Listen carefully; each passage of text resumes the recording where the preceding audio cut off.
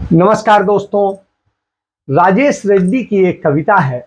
इस अहद के इंसान में वफा ढूंढ रहे हैं, हम जहर की शीशी में दवा ढूंढ रहे हैं। दुनिया को समझ लेने की कोशिश में लगे हम, उलझे हुए धागों का सिरा ढूंढ रहे हैं। पूजा में, नमाजों, अजानों में, भजन में ये लोग कहाँ अपना खुदा ढूंढ रहे हैं। पहले तो जमाने में कहीं खो दिया खुद को, आईने में अब अपना पता ढूंढ रहे हैं। ईमा की तिजारत के लिए इन दिनों हम भी बाजार से अच्छी सी जगह ढूंढ रहे हैं, जिसने देश का नमक चखा है। तो आप समझिए कि बाजार में हम वो जगह ढूंढ रहे हैं जिसने देश का नमक चखा हो। बड़ी अजीब सी। हमारे देश की राष्ट्रपति द्रौपदी मुर्मू हैं, आदिवासी समुदाय से आती हैं। इस देश के अंदर सबसे जो बदहाल स्थिति है वो आदिवासी समुदाय की है। वो राज्यपाल भी रही उस राज्य की जहां आदिवासी बहुत हैं, और वो उस राज्य की मंत्री भी रही जिसमें आदिवासी बहुत हैं। बावजूद इसके वो आदिवासियों के लिए कुछ नहीं कर सकी, और अब देश को बता रही। गुजरात में देश का 74% नमक बनाया जाता है। ये कहा जा सकता है कि सभी देशवासी गुजरात का नमक खाते हैं। तो हुजूर, जब हम व्रत रहते हैं तो पाकिस्तान का नमक खाते हैं, अफगानिस्तान का नमक खाते हैं, मुस्लिम राज्यों का नमक खाते हैं, जिसे हम सेंधा नमक कहते हैं, रॉक सॉल्ट कहते हैं। यह भी जान लीजिए। चलिए इसके साथ चर्चा करते हैं कि उस गांधी की यात्रा समुद्र तट से समाप्त हुई थी, और अब इस गांधी की यात्रा समुद्र तट से शुरू हुई है। यह बात मनीष सिंह हैं, उन्होंने कही, और उन्होंने कहा कि मानो यह उस यात्रा का अगला चरण है। तो मनीष सिंह जी की इन पंक्तियों में बिल्कुल दम है कि अगला चरण। आज 2 दिन के विश्राम के बाद में, क्योंकि 2 दिन में एक दिन नवमी थी और दुर्गा जी की पूरी नवरात्र की नवमी बड़े धूमधाम से मनती है, और उसके बाद में दशहरा था। तो मैसूर का दशहरा और नवमी बहुत प्रसिद्ध है। वहां पर उसे मनाने के लिए कांग्रेस की राष्ट्रीय अध्यक्ष श्रीमती सोनिया गांधी पहुंची थी। सोनिया गांधी ने वहां पर पूरे विधि विधान से राहुल गांधी और सोनिया गांधी ने इन दोनों को मनाया। राहुल गांधी इस दौरान जंगल में भी गए, उस जंगल में जहां हाथी और चंदन सब कुछ हो। वहां उन्होंने एक हाथी को घायल अवस्था में उसके बच्चे को देखा। तो उन्होंने वहां के मुख्यमंत्री को चिट्ठी लिखी कि कम से कम जिस हाथी को आप पूजा करते हैं, गणेश कह के पूजा करते हैं, उस हाथी का बच्चा मर रहा है, उसका तो इलाज करा दीजिए। आप चीते दिखा रहे हैं तो कम से कम अपने हाथी की, जो अपने देश का है, स्वदेशी है, उसको तो बचा लीजिए। बड़ा सवाल। तो आज स्वदेश बचाने की है, और स्वदेश बचाने की जब बात करते हैं तो आरएसएस के प्रमुख हासबोले दत्तात्रेय ने कहा कि स्वदेश बचाने की जरूरत है। आज देश असमानता का है, आर्थिक असमानता, सामाजिक असमानता, बौद्धिक असमानता, और उसके साथ साथ जो स्थिति है बेरोजगारी, महंगाई, ये सब पूरा देश को असुर बन के, जिसे असुर कहते हैं, वो रावण बन करके खा रहा है, और कोई पूछने वाला, देखने वाला। तो ऐसी स्थिति में उतरना पड़ेगा, और वही वजह है कि आज श्रीमती सोनिया गांधी अपने बेटे की यात्रा, राहुल गांधी की यात्रा में, गांधी की यात्रा में उतरी, और वो भी पग पग पैदल चली। वो बीमार श्रीमती सोनिया गांधी जो अभी हाल ही में इलाज करा करके लौटी हैं, उसके पहले 1-1.5 महीना कोविड से पीड़ित रही, और ये सब रहा। तो वो श्रीमती सोनिया गांधी आज पैदल चली अपने बेटे के साथ। तो जोड़ने का क्रम यूं चल रहा है, हर वर्ग को जोड़ा जा रहा है, और इस जोड़ने के क्रम में उनकी चलते वक्त जूते का फीता खुल गया, तो राहुल गांधी ने बगैर किसी संकोच वहीं पर सड़क पर उनका फीता बांधा, जैसे एक उस बच्ची का उन्होंने फीता बांधा था जिसका फीता खुल गया था, उसको सैंडल पहनाई थी। तो आप इससे तो उस बच्ची में और उसमें अंतर नहीं। ये वही श्रीमती गांधी है जो उस यूरोपियन कंट्री से आती हैं जहां पर वस्त्रों का कोई बहुत महत्व तो नहीं होता है, लेकिन जब वो हिंदुस्तान में आई जहां वस्त्रों का बहुत महत्व है, तो उन्होंने पूरे भारतीय परिवेश को अपनाया और वो वास्तव में भारत की बहू बन के रही। और भारत की बहू ही नहीं, इतनी बड़ी त्यागी दानवीर भी बनी कि 3-3 बार देश के सबसे बड़े पद, प्रधानमंत्री पद को उन्होंने दान कर दिया। यह श्रीमती सोनिया गांधी, क्योंकि उसके रग में जो खून बह रहा है, जो उनके रग में चल रहा है, जो उन्होंने अपनी कोख से जिसके जन्म दिया है, वो उसी गांधी, उसी नमक से पैदा है जिस नमक को 1931 किसने, गांधी ने कहां पर, जब उन्होंने दांडी यात्रा की।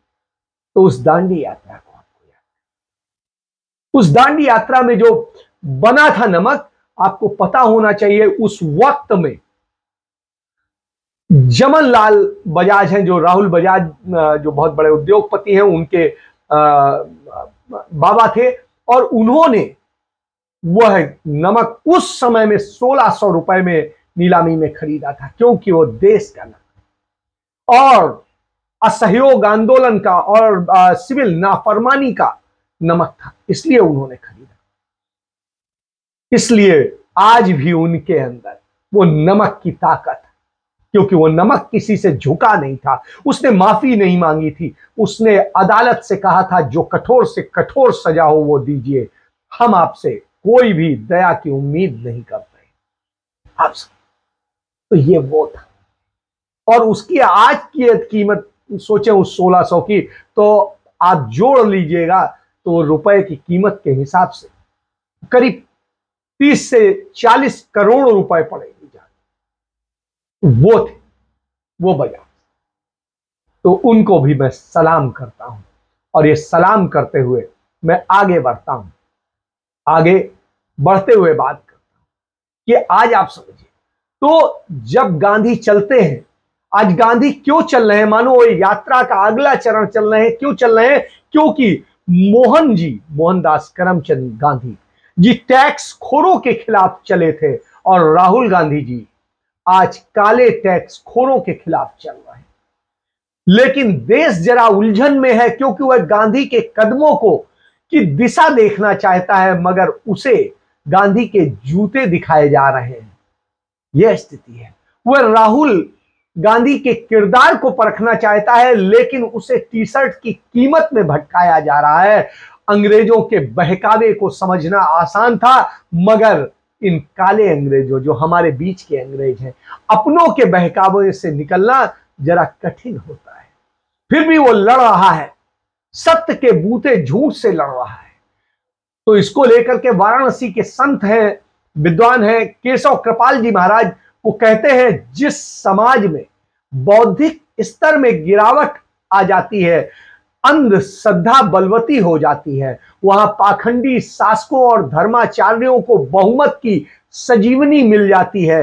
एक विद्वान की तुलना में बुद्धहीनों में आत्मविश्वास भी तगड़ा होता है। तमाम लोग कहते हैं कि रावण ब्राह्मण है तो राक्षस कैसे? उन्हें लगता है कि ब्राह्मण राक्षस नहीं हो सकता, जबकि जो सच्चाई पर रहा उसी के गिरने की, जो ऊंचाई पर रहा उसी के गिरने की आशंका अधिक होती है।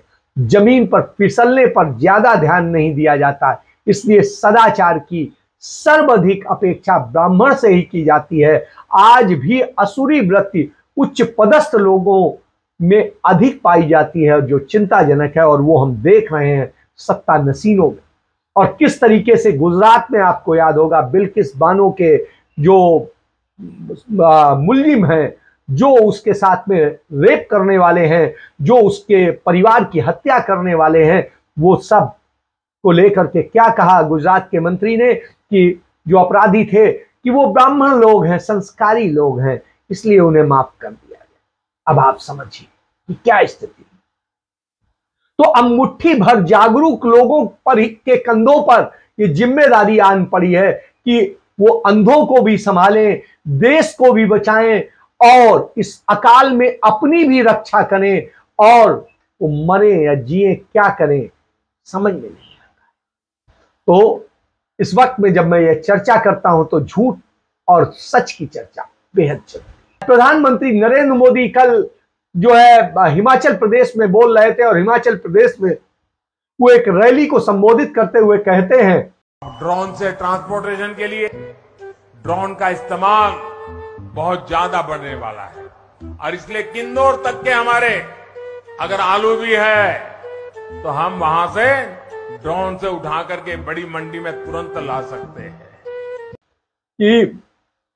कि जो जिस तरीके से आपको याद होगा, पिछला याद होगा, मोदी आलू से सोना बनाने वाली मानसिक विकलांगता को वो दिखा चुके हैं और मोदी अपनी मानसिक विकलांगता को राहुल गांधी पर थोपते हैं, जबकि है क्या, ये बयान देकर उन्होंने साबित कर दिया कि पप्पू गप्पू आगे क्या है, दिमाग में भी कुछ बचा है या नहीं बचा है पता नहीं। आपको इससे पहले याद होगा वैश्विक मंच पर नरेंद्र मोदी ने कहा था कि विंड एनर्जी की जो आपके टरबाइन्स हैं, जहां मॉइस्चर ज्यादा है वो हवा में से वाटर शक करके अगर क्लीन ड्रिंकिंग वाटर भी प्रोड्यूस कर सकें तो इधर विंड टरबाइन एनर्जी का भी काम करेगा और पीछे की तरफ से वो हवा में से मॉइस्चराइज एयर शक करके उसमें से पानी निकाल करके वो पानी भी, क्योंकि ये खासकर ये जो कोस्टल एरिया होते हैं वहां पर ड्रिंकिंग वाटर एक तकलीफ होती है हमेशा, तो टरबाइन एक प्रकार से गांव के ड्रिंकिंग वाटर की समस्या का समाधान कर सकता है। दूसरा मेरा सुझाव है कि हम हवा में से ऑक्सीजन सेपरेट कर सकते हैं इस टरबाइन के माध्यम से ही। अगर साइंटिफिक व्यवस्था थोड़ी डेवलप की जाए तो जहां पर ये विंड टरबाइन लगा है और ऊपर में जितनी हवा जाएगी तो ऑक्सीजन लेवल भी उसमें से कैसे निकालना, कैसे करना, वो एक चैलेंजिंग हो सकता है।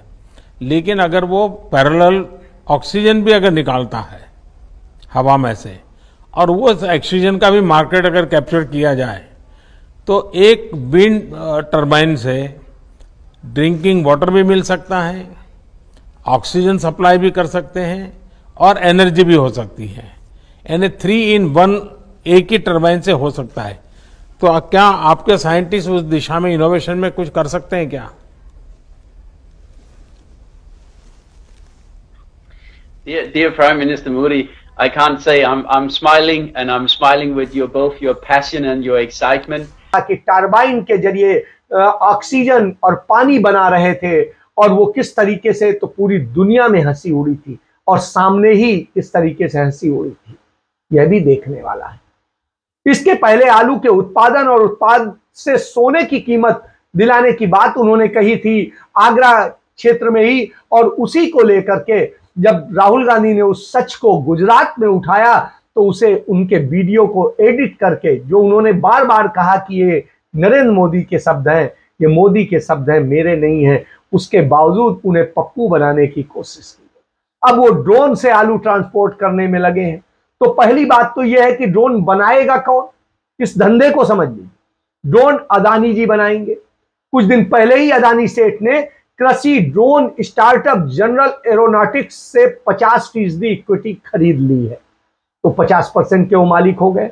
और जनरल एरोनॉटिक्स वही कंपनी है जिसके सीईओ से नरेंद्र मोदी ने पिछले अमेरिकी दौरे में लंबी मुलाकात की थी। आप इससे इस पूरे बिजनेस के खेल को समझ सकते हैं। दूसरी बात यह है कि ड्रोन आखिर उड़ाएगा कौन। जैसा आप जानते हैं ड्रोन तो होरी और धनिया उड़ाने से रहे, तो ड्रोन उड़ाएगी भी मल्टीनेशनल कंपनियां। मोदी सरकार भारतीय कृषि क्षेत्र को, एग्रीकल्चर को कारपोरेट कृषि व्यवसाय मॉडल में बदलना चाहती है और इसके लिए उन्होंने पहले कानून बदलने की कोशिश की। उस पर जब इतना आंदोलन हुआ तो अब बैकडोर से वही काम किया जा रहा है, बैकडोर से मंडियां चलाई जा रही, बैकडोर से दूसरे धंधे किए जा रहे हैं और ये सब उसी की तैयारी का हिस्सा है। तो मोदी खुद ही कहते हैं कि गुजराती के खून में बिजनेस होता है, तो वे हर चीज को बेचने की तरकीब खोजते रहते हैं, वो चाहे चुनावी फायदे के लिए, चाहे हो या अपनी मां हो, राष्ट्र और मां की ममता हो। राष्ट्र हो या राष्ट्रीय धरोहर हो, सीमा पर लड़ रहे सैनिक हो या देश के अंदर धर्म या कर्म बनाने वाले, तो आप इससे समझ सकते हैं। इसलिए राहुल गांधी की चिंता करनी पड़ती। इसी कारण से राहुल गांधी के प्रति चिंता होती, क्योंकि वो तो सिर्फ सच के लिए लड़ रहे हैं, सच पर लड़ रहे हैं। और इस लड़ाई में उनकी लड़ाई अपनी पार्टी के लोगों से भी है और विरोधियों से तो है ही। क्यों? हर भ्रष्ट से है, हर बेईमान से है, हर बलात्कारी से है, हर चोर से है। तो राहुल गांधी की लड़ाई तो हर उससे है जो गलत करता है, क्योंकि राहुल गांधी तो सिर्फ और सिर्फ सत्य के मार्ग पर चल रहे हैं। उनकी यात्रा बेहद मुश्किल है, लंबी है, बेहद खतरनाक भी है, क्योंकि उनकी राह में उनके साथ वे तो होंगे ही जिन्होंने देश का नमक चखा है, छुपकर उसके बीच में आदमखोर भी घुसेंगे और घुसेंगे और घुस रहे हैं। जिन्होंने देश का खून चूसा है, नसों में उसकी वही सतत तो बहता है, और सत्य भी, इसलिए सत्य का आग्रह भीतर हिलोरे मारता है। तो राहुल गांधी के अंदर जो ये सत्य का आग्रह हिलोरे मार रहा है, उसके लिए खतरा है। नमक सत्याग्रह जिसे आप कहते हैं, वो बेजा टैक्स के खिलाफ मार्च था। सदियों से नमक जो आम हिंदुस्तानी समुद्री जल को सुखाकर बना लेता था, सरकारी संपत्ति बना दिया गया था। जैसे आज पूरे आदिवासियों की, गरीबों की, पिछड़ों की संपत्तियों पर कब्जा करके उन्हें कारपोरेट को दिया जा रहा है, और उसे राज की संपत्ति बता करके किस तरीके से सालों साल, सदियों सदियों जिनका उस पर कब्जा रहा है, उनको बेदखल किया जा रहा है और कब्जा कराया जा रहा है चंद पूंजीपतियों को। उनकी माइंस बन रही, उनकी दूसरी चीजें बन रही, और सब उसके लिए बड़े बड़े पहाड़ तक ढाए जा रहे हैं। जिन पहाड़ों को वो पूजते थे, जिन जंगलों को वो पूजते थे, तो जल जमीन जंगल पे कब्जा करने की कोशिश हो रही है। तो इसको समझिए, तो आप ये समझिए। तो स्थिति ये है, रायसीना में नई राजधानी बन रही थी। साहब बहादुर की सरकार को अपने खर्चे के लिए और ज्यादा पैसे की जरूरत थी, तो टैक्स तो लगाना ही था। तो टैक्स किस पे लगाएंगे? आप पर लगाएंगे। आज का दौर होता तो दूध, घी, छाछ, आटे, तेल पर जीएसटी लगाते, लेकिन 1930 के दशक में सिर्फ नमक पर ही लगा था, जो गरीब से अमीर तक सबकी रसोई का हिस्सा था। तो नमक बनाना बैन हो गया। सरकार बनाएगी, सरकारी ठेकेदार बनाएंगे, मन माफिक दाम पर बेचेंगे, सरकार खरीदेगी, ठेकेदार और पब्लिक दोनों जमकर टैक्स वसूली करेंगे और गरीब की थाली पर डकैती डालेंगे। तो यही बात तो गांधी को नागवार गुजरी थी, और वहां पूर्ण स्वराज पर आंख टिकी थी। और कहां तो देश के पेट पर ही डाका डाला जा रहा था, तो दांडी यात्रा, सिविल नाफरमानी पहला तीर्थ बना था। सरकार जो तानाशाह है, क्रूर है, दमन से में है, सत्ता में है, सबसे पहले हुक्म उदूदी करने का। गांधी गिरफ्तार होते हैं तो लाखों लाख जनता भी साथ जेल जाती इस नाफरमानी के लिए। गांधी ने देश के नमक को चुना, नमक कानून को चुना। आज वही काम राहुल गांधी कर रहे हैं। राहुल गांधी भी उसी की नाफरमानी करने की बात करते हैं, और बात करते हैं कि कैसे आप हमारे रोटी पर, कपड़ा पर, मकान पर टैक्स लगा सकते हो। तय हुआ कि गांधी 78 लोग उनके साथ मार्च करेंगे। सबको गांधी ने चुना था। हर जाति, हर धर्म, हर रंग, हर क्षेत्र, हर भाषा के प्रतिनिधि थे। ये सब दांडी पर जाएंगे और पांव पांव जाएंगे, गांव गांव होकर जाएंगे। साबरमती से दांडी का तट 385 किलोमीटर। 70 साल के वृद्ध की चाल देखते बनती थी, और उस पर मुग्ध हिंदुस्तानी भी उनके पीछे पीछे चल पड़ा, और सागर तट पर मुट्ठी भर नमकीन रेत उठाकर रेजीन को सीधे चुनौती दे दी। पीछे पीछे सारे हिंदुस्तान ने भी यही किया, और अंग्रेजी सत्ता की चूल्हे हिल गईं। जलियांवाला बाग में गोली बरसाने वालों को झुककर बातचीत की गोल मेज पर बैठना पड़ा। समझौते और पैक्ट हुए। एक नया भारत शासन अधिनियम आया, और भारतीयों को प्रांतीय सरकारें सौंप दी गईं। आधा स्वराज आ गया। लेकिन उसमें भी क्या होता है, मुस्लिम लीग और आरएसएस की हिंदू महासभा दोनों मिलकर 3 राज्यों में सरकार चलाते हैं। जो आज हिंदू मुस्लिम के नाम पर आपको बांटने की बात करते हैं। और जब देश बटा तो उनके कारण बटा, उन्होंने प्रस्ताव पास किए और उसके बाद में सबसे पहले उन्होंने किया, और 2 नेशन थ्योरी उनकी देन थी। और जब यह आया तो नतीजा क्या हुआ? कत्लेआम हुए, और वो कत्लेआम करने वालों में यही दोनों थे। आम भारतीय नहीं था, गांधीवादी नहीं, नेहरूवादी नहीं। तो ये आज भी गांधी का वंशज पग पग निकला है, समुद्र के किनारे से, नदी के किनारे से, जंगल से होते हुए, सड़कों से, गली मोहल्लों, शहरों, राज्यों से होते हुए आगे, इतिहास भूगोल को समझते, लोगों के दुख दर्द को साझा करते और उनकी बात सुनते आगे बढ़ रहा है। और उसकी बात सुनने के लिए लोग बारिश भूल जाते हैं, आंधी तूफान भूल जाते हैं और डटे रहते हैं, और वह भी ठस कर बोलता है। आज काले तानाशाह सब बेचने में लगे हैं। जो खुद कहते थे कि बीमारू राजकीय उद्योगों को लाभ में बदलकर जनता को सौगातें देंगे, वो मुनाफे वाले उद्योगों को भी बेचने के लिए बीमारू बना रहे हैं। HAL, HMT, शिपयार्ड, इसरो से बने उत्पादों के बूते खुद स्वदेशी का राग अलाप करके खुद को महिमा मंडित करते हैं, लेकिन उन्हीं को बेचने की तकनीक अपनाते हैं। अंग्रेजों ने तो नमक पर टैक्स लगाया था, मगर ये तो रोटी से लेकर रोजी तक, रोटी से लेके कपड़ों तक, कपड़ों से लेके कफन तक, कफन से लेकर के बच्चे के पेट तक, बेटी के बचाओ की बात करते हैं, बेटी बचाओ बेटी पढ़ाओ की बात करते हैं, और बेटी की आबरू लूटने वालों का साथ देते हैं।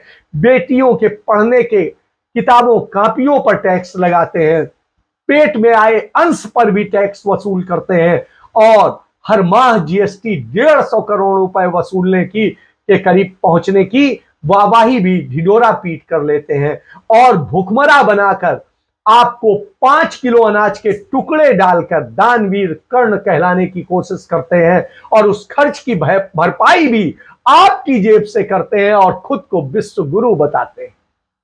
युवाओं को बेरोजगार और डेटा के बाजार को चमकाकर व्हाट्सएप ज्ञान से परिपूर्ण करते हैं और नफरत फैलाते हैं। तो ऐसे में रावण जलाने की बात करते हैं, बुराई के रावण जलाने की बात करते हैं। किस बुराई के रावण? उस रावण में तो एक बुराई थी, आपके अंदर तो 1000 बुराई है, उसको कब जलाओगे? शायद यही वजह थी कि कल भारत के 21 राज्यों में रावण जलाने के वक्त बारिश हो गई। प्रकृति ने भी कहा तुम गंदी हरकत कर रहे हो, तुम बुराई नहीं जला रहे हो, और इसीलिए उसने रावण नहीं जलने दिया। उसने कहा रावण को जलाना है तो अपने अंदर के रावण को जलाओ, जो हमारे अंदर है, आपके अंदर, और इसे जलाओ। यही वजह है कि राहुल जी अपनी बीमार मां के साथ देश जोड़ने पग पग पर निकल पड़े हैं, पद पद निकले हैं, और वो लगातार जोड़ रहे हैं भारत को, जिसको तिल तिल आपने तोड़ा है। जो उन्होंने 60 साल में बनाया था उसे आपने इतने सालों में तोड़कर बर्बाद किया है, और जब आपने बर्बाद किया है तो निश्चित रूप से उसे जोड़ने की जरूरत पड़ेगी। और यही वजह है राहुल जोड़ रहे हैं। राहुल जोड़ रहे हैं किसानों से, राहुल जोड़ रहे हैं मजदूरों से, राहुल जोड़ रहे हैं दलितों से, राहुल जोड़ रहे हैं महिलाओं से, राहुल जोड़ रहे हैं बच्चियों से, राहुल जोड़ रहे हैं बच्चों से, राहुल जोड़ रहे हैं युवाओं से, राहुल जोड़ रहे हैं मर्दों से, राहुल जोड़ रहे हैं देश से, देश को, देश के लिए, आपके लिए। क्योंकि जब ये देश जुड़ेगा, अमन चैन से होगा, सुकून से होगा, तभी समृद्धि आएगी, और जब समृद्धि आएगी तभी आप उसका लाभ उठा पाएंगे, आपके बच्चे और आपका भविष्य सुधरेगा। इसलिए राहुल की भारत जोड़ो यात्रा में हर कोई जुड़ने को धीरे धीरे पहुंच रहा है। और यह कुनबा जो कुछ हजार की लय से निकला था, आज लाखों के भीड़ में तब्दील हो चुका है, और यह ऐसी भीड़ है जो सिद्धांतों के साथ है, विचारधारा के साथ है, सच के साथ है। और इस सच को हम सलाम करते हुए आपसे आग्रह करते हैं कि सच को आप भी पहचानिए, क्योंकि आज सबसे मुश्किल है सच को जानना, परखना, समझना। क्योंकि तोड़ने वाले, झूठ बोलने वाले, मक्कारी करने वालों की भरमार है, और वही असली रावण। रावण वो रावण नहीं, वो दशानन रावण नहीं, रावण तो ये है, और इस रावण से लड़ना है। इसके साथ मैं अपनी चर्चा समाप्त करता हूं। जय हिंद, जय भारत, वंदे मातरम।